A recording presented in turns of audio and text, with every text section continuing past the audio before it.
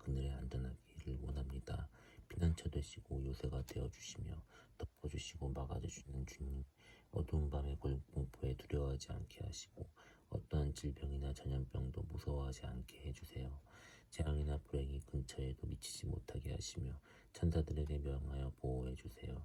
어딜 가든지 지켜주시고 스스로 실수로라도 다치지 않게 하시며 주님의 이름을 부를 때 응답해 주세요. 곤란한 일이 있을 때 함께 해주시고 구원하시며 높여주세요. 장수하게 하시며 구원을 보여주세요.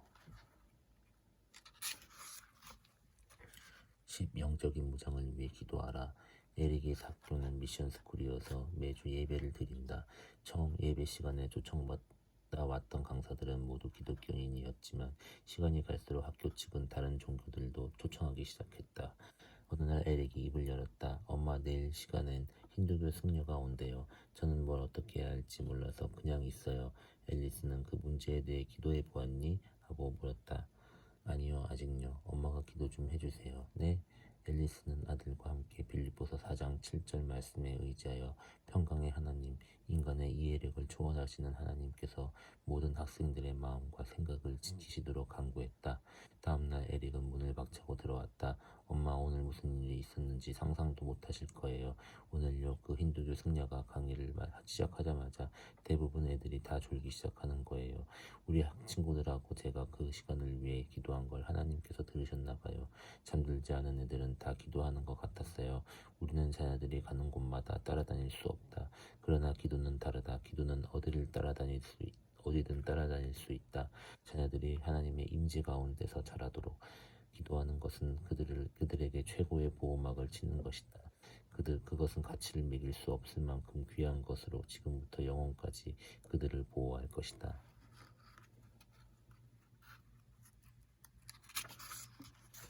하나님 아버지, 자녀에게 세상의 무기가 아니라 강한 요새라도 파괴하는 하나님의 능력을 덧입혀 주세요.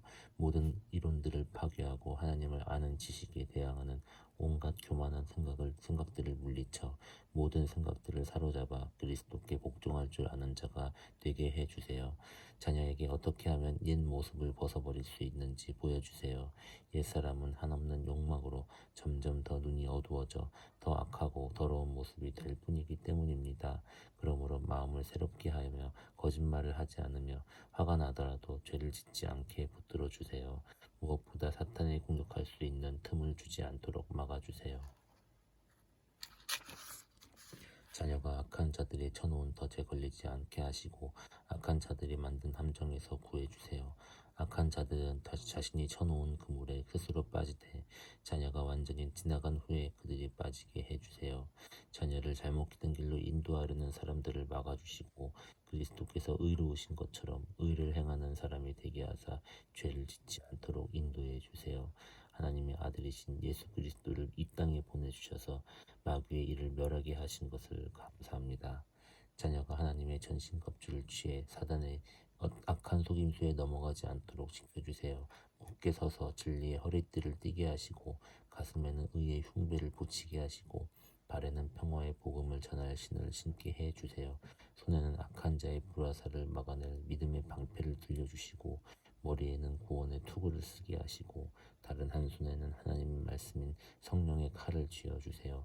또한 성령 안에서 늘 깨어있게 하시고 어떻게 기도해야 할 줄을 알게 해주세요.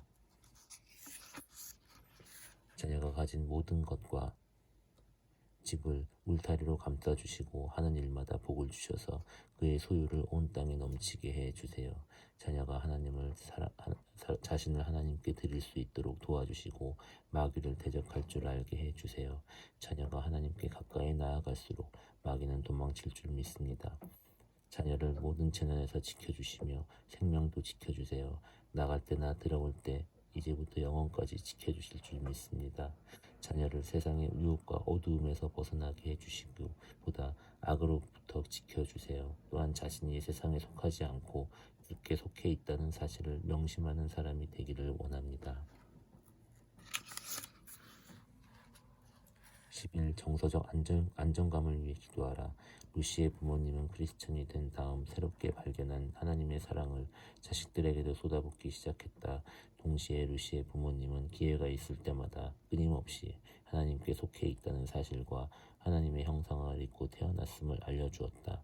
어떨 때는 하나님의 사랑에 대한 관한 성경 구절을 암송하는 등 상당히 체계적으로 하나님의 사랑에 대해 배우기도 하고 어떨 때는 즉흥적이기도 했다고 하는데 부모님은 별 얘기가 생각나지 않을 때면 무조건 낸시야 넌 정말 멋져 라는 말이라도 던지곤 했다고 한다. 루시의 이야기를 들었던 것이 벌써 10년은 좋게 넘었다. 그런데도 나는 아직도 루시의 간증을 기억하고 있다. 요즘은 얼마나 많은 10대 소녀들이 용납받지 못하고 인정받지 못하는지 그 욕구를 성적인 것으로 채우려고 하거나 외모로 시선을 끌고 싶어 한다. 남자아이들도 마찬가지다. 용납받지 못하고 인정받지 못하면 사나워지고 다른 사람을 괴롭히게 된다. 이따금씩 학교 안에서 살인이나 범죄가 외롭게 자란 아이, 왕따인 아이들에게 의해 저질러졌다는 기사를 읽을 때마다 그들의 요시와 같이 가족의 관심과 사랑 속에서 자랐어도 그렇게 되었을까 생각하게 된다. 하나님께서 자신을 얼마나 귀하고 아름답게 창조하셨는지를 자녀들이 깨닫도록 기도하라. 그들 스스로 자신은 하나님께 속해 있으며 하나님 보시기에 존귀한 존재라는 사실을 깨닫고 나면 그들의 정서는 안정감을 되찾고 건강해질 것이다.